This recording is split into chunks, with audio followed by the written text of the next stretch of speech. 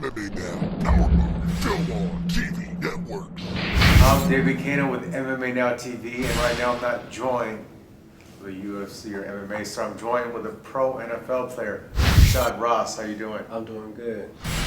We're in town because of you're in town because of the ESPYs. How was it? What was the environment like being out here? Oh, it was fun. I always like LA. It's a lot of group of people out here that's fun, exciting. Especially the ESPYs. You got to see people that you looked up to, like the Kobe Bryants, the Peyton Mannings, and people like that. Now you're from Northern California, right? Right. Is there is a Northern and Southern California rivalry between football players? All the time, especially high school. We always talk about high school, had the best high school. I feel like De La Salle was one of the best high schools, and they from Northern California, so. But Southern California is better, right, football? Nah, not at all. And one of your teammates is from Southern California, Deshaun Jackson. And you're pretty fast, right? Yeah, pretty fast. What's your 40 time? 4.34. 4.34. Now, when you and Deshaun are in practice, do you guys ever race? We never raced at practice. We always talk about it. See, our story is interesting because right when I came and I told him where I was from, he took me under the wing. And it's funny because, like, he a little guy just like I am. I'm a little bigger than him now, but I always looked up to him. And he's like 4 or 5 years older than me. So me being in high school, watching him play in Cal, watching him play like his rookie year, he was my favorite player. So to be able to like be on the same team as him, it's just, I honor that. And then on top of that, he took me under his wings. I feel like, man, he got more to lose than me. That's what I feel. If he raced me, he got his whole legacy more than losing me. All he can do is just boost me up. His legacy? Yeah. So if he loses to you, you get everything that I don't get everything, but I get that I'm faster than Deshaun Jackson. You had your first breakout season was last year, 2015. You had your first touchdown.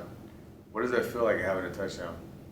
I mean, it felt great. Like I said, when I first got it, it felt normal. Like, I didn't really realize until after the fact when I was watching myself on ESPN and all my friends calling me like, damn, you did that.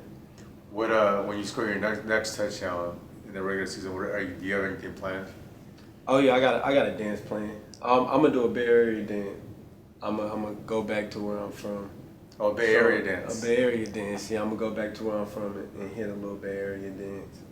Would you ever do an ode to Marshawn Lynch, who's from your same area, right? I mean, Northern California, the Bay Area.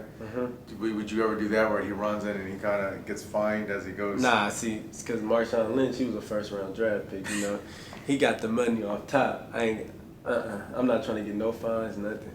Have you ever seen there was something that went viral? I think Marshawn watched it too, where he's like put the team on his back. Have you heard that? Yeah, I heard that. What did you think about that when you heard that the guy do a voiceover? I mean, I thought it was funny.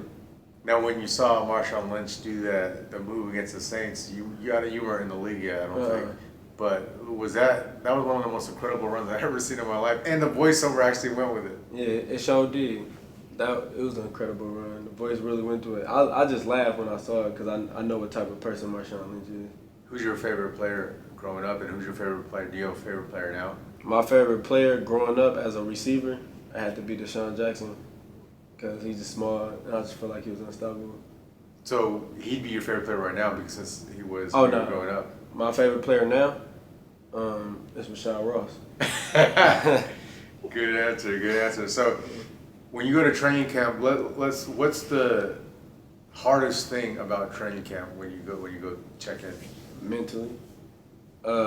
Mentally, waking up early in the morning, going to meetings, being prepared for practice. After like a week or two in training camp when your body tired, is hurting, waking up and still having to perform the way you perform when you was fresh. And having a bad practice and coming back and having a good practice. Being consistent is like the biggest thing. Now you said in the off season you haven't done any strictly MMA training, but you've done some boxing training. Yeah. How was that? It was real tiring. Like just swinging and boxing, it's real tiring. Is it what you thought it would be, or was it harder? It was harder than what I thought because it's non-stop swinging and it's combos that I gotta throw. Did you get hit at all? Nah, I didn't get hit at all. Did you spar? Nah, I did not spar. Well, I mean, it's smart because, you know, with all the concussions things going on, you need to save. Does that scare you at all, the concussions and the CTE? A little bit. Like I said, watching the movie kind of scared me, but I don't plan on having none of them. Right. Now, if you go back and tell a young Rashad Ross at 10, 12 years old, one piece of advice, what would it be? To go hard, every play, really work hard. Don't just get by, because the young Rashad Ross just got by with his natural talent. And I tell him, you're not competing against the people in your city or the people on your team. You're competing against everybody in the world that's in your age group, or a little bit older or a little bit younger than you. As far as where do you see yourself 1 year from now, 5 years from now, and 10 years from now? 1 year from now, I see myself working hard to try to get a big contract, try to like get my name out there, really show like I belong here, and I wasn't just no 1 year make the team and I'm nowhere to be found. 5 years from now, hopefully have a couple Super Bowl rings, make it to a couple Pro Bowls, just establish myself as whatever type of player, returner or receiver, where they still want me in 5 years and be like, yeah, he still got the juice. No, 10 years down the road, you're 10 years down the road, I see myself with a family, probably coaching somewhere, being a probation officer somewhere, having enough money to raise my family, living comfortable, not trying to be too flashy, and then just living comfortable. People looking up to me as being an undrafted free agent, actually making it to the top. Hopefully do good enough to be a Hall of Famer. Now, last question. What are the Redskins going to do this year? How are you guys going to do? I feel like you got to be positive regardless. So I feel like we're gonna make it to the Super Bowl and win it. I mean, that's what we practice for. So I feel like if you don't have the mindset of that, you shouldn't be on the team. So, period. My whole goal is to win it all. So I feel like our defense is gonna be solid, our offense is gonna be solid. All we got to do is just gel together and we can make it happen. Is there, now that RG3 is not a part of it, was that a distraction, do you think, with that, him not playing, him playing, and now that he's finally gone? I don't know if it was actually a distraction, but I would say now we know like who our leader of the team is, who we, backing up, and that's Kirk Cousins. So it's his team, so he the leader, so we just gotta follow his lead instead of having he was the leader 1 week and next week we got a whole nother quarterback. So, final record at the end of the season, because you're in a hard division. You got the Cowboys in your division, the Saints in your division. The Eagles, the Cowboys, and the Giants. Okay, so you're in a tough division. What's going to be your final record? In a division or overall? After 16 games. All right, they said we got the hardest schedule.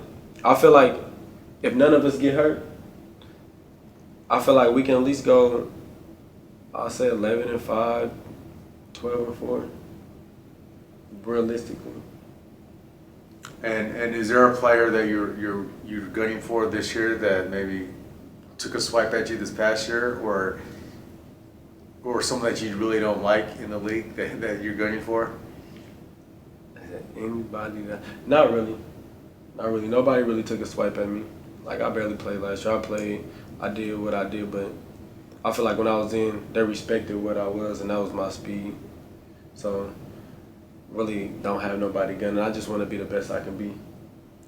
That right there is Rashad Ross. You can follow him on Twitter at The Rocket Rashad, on Instagram at Rocket Ross _19. We wish you best on this upcoming season. Thank you. Thank you for having me.